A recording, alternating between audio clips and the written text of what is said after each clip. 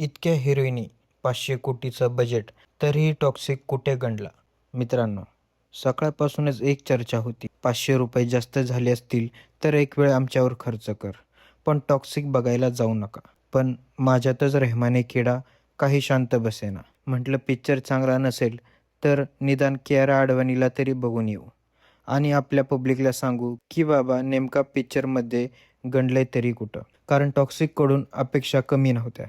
के-जी-एफ नंतर यशच्या मोठ्या पडद्यावरचा कमबॅक, दिग्दर्शक गीतू मोहनदास आणि यशसोबत कियारा अडवाणी, नयनतारा, तारा सुतारिया, हुमा कुरेशी आणि रुक्मिणी सावंत अशी मोठी स्टारकास्ट. वर तब्बल 500 कोटीचं बजेट असल्याचं सांगितलं जातं. मग प्रश्न एकच, एवढं सगळं असूनही प्रेक्षकांना पिक्चरचा अनुभव का खटकतो? एका वाक्यात सांगायचं झालं तर टॉक्सिक हा पिक्चर कसा मोठा दिसू शकतो, पण मोठी गोष्ट सांगण्यात कुठे कमी पडू शकतो याचं उदाहरण वाटतं. सगळ्यात पहिला प्रॉब्लेम जाणवतो तो म्हणजे कथेचा आणि स्क्रीन प्लेचा. सिनेमात मोठ्या कल्पना आहेत, मोठे सेट आहेत, ॲक्शन आहे, यशचा स्वॅग आहे, पण या सगळ्यांना जोडणारी कथा अनेक ठिकाणी गोंधळलेली वाटते. काही इंटरव्ह्यूमध्ये सिनेमाच्या कथानकाला डिसजॉस्टिंग, कन्फ्युजिंग आणि असमान म्हटलं गेलं आहे.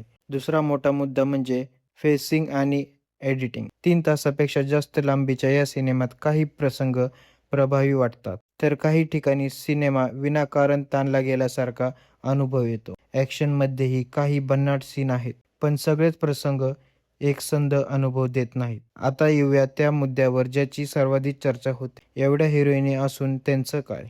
नयनतारा, कियारा, तारा, हुमा आणि रुक्मिणी. नावं मोठी आहेत, पात्रही महत्त्वाची आहेत. पण अनेक इंटरव्ह्यूमध्ये असा आक्षेप घेतला गेलाय की या महिला पात्राची ओळख प्रामुख्याने यशच्या व्यक्तिरेखेभोवती फिरतात. म्हणजे हिरोईनी भरपूर आहेत, पण त्यांना स्वतःची गोष्ट आणि स्वतःचा दृष्टिकोन कितपत मिळतो हा प्रश्न उरतो. यशचा अभिमान मात्र अनेक समीक्षकांनी अधोरेखित केला आहे. त्याचा स्वॅग, स्क्रीन प्रेझेन्स आणि ॲक्शन हा सिनेमाचा मजबूत भाग आहे. पण समस्या अशी आहे की फक्त स्टार पॉवर आणि भव्यता सिनेमाला वाचवू शकत नाही. म्हणूनच टॉक्सिकबद्दल सध्या 2 मत दिसतात. काहींना त्याचा प्रयोग, व्हिज्युअल स्टाईल आणि ॲक्शन आवडतोय, तर काहींना कथा, पेसिंग आणि भावनिक कनेक्शन कमकुवत वाटतायत. तर शेवटचा प्रश्न तोच, 500 कोटीचा खर्च, यशचा स्टारडम आणि एवढी मोठी स्टारकास्ट. पण जर कथा प्रेक्षकाला थांबवून ठेवू शकली नाही, तर पिक्चर नेमका कितीही मोठा असला तरी तो टॉक्सिक वाटू शकतो. आणि हो, आम्ही कोणताही मोठ्या स्पॉइलर दिलेला नाही. त्यामुळे सिनेमा पाहायचा की नाही हा निर्णय तुमचा. पण तुमच्या मते टॉक्सिक नेमका कुठे गंडला कमेंटमध्ये नक्की सांगा. धन्यवाद.